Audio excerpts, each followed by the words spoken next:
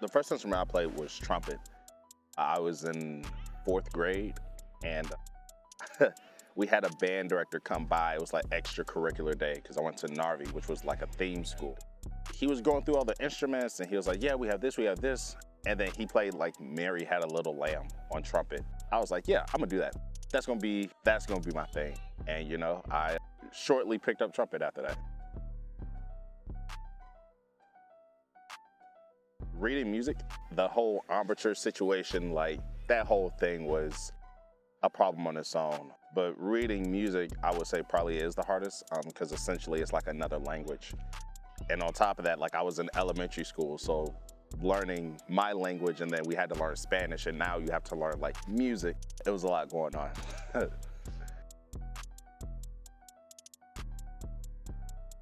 So I would say treble is probably just a little bit harder without sounding too musical. Bass clef notes are kind of consistent, like you're not gonna see anything crazy.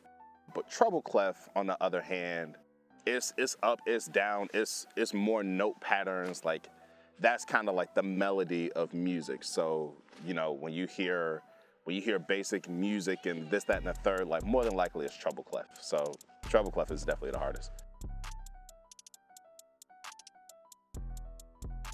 On one hand, I would say like Southwest DeKalb, of course, because that was kind of like my foundation. That's where the like for music turned to a love for music. But on the other hand, I was a part of this group called the Atlanta Youth Wind Symphony. And that's where I was kind of able to step outside of like I-75 and meet other people who would place circles around me. And it was humbling because, like here I am thinking, oh, I'm good. Like I practice super hard.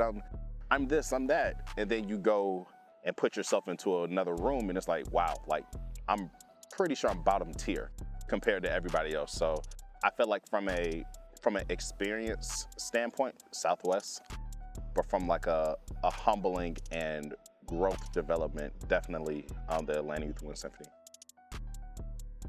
In a world full of musicians, the thing is you have to figure out, one, how to put your character out there while you're playing, because music is subjective. You can play Mary Had a Little Lamb one way and I could play it completely different, and people will like my style better. So it's putting your own interpretation, your own character into the music you play. And then it's your versatility. It's more than going to school, getting a music degree, studying classical music for 4, 6, 8 years, just to get out into the real world and you never play any classical music. You can go and somebody will say, hey, play Kendrick Lamar Humble for me. But that's not part of your degree. So being versatile is definitely a standout feature that you have to have as a musician. I feel that art is a universal language to where people that may have like communication issues, or they may not be able to find the right words to express themselves, somewhere in there is a form of art, whether it be painting or dancing or music, that can perfectly express how you're feeling. And it's a different type of expression as well. It's something that's unique and that's understood not just in like one area, but across the board. It's definitely something that people will be able to understand and click with. So I definitely feel like it's beneficial.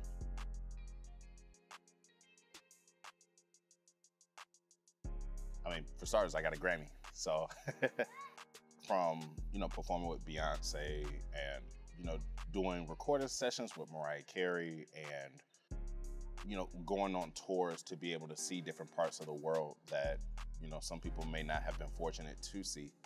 It broadens like your horizon. And like I said, if it wasn't for music, I'm pretty sure I definitely wouldn't have the opportunity to meet some of the people that I've met, to see some of the things I've seen, and to perform at the capacity that I've performed. A lot. I mean, from a musician standpoint, you have obstacles such as you may try to put yourself out there, but there's not a lot of, I don't want to say modern day education to kind of teach you how to put yourself out there. But for lack of better words, there's not a lot of modern day education to say, hey, this is what you need to do if you want to be a professional musician. Like there's not like a book to say, hey, this is how do you do X, Y, Z. So like the networking piece is definitely an obstacle because you may network with some people and it may go nowhere. You can be the best musician and nobody knows about you and you never get opportunities because of like a lack of networking or a lack of knowledge or a lack of information. And even with all that, like other hurdles that you may face is you may not be the person that, they want. So for instance, doing Coachella, like they were very specific in what they needed and what fit like what they were going for. You could have been the best musician, but if you don't fit that, then you're not there.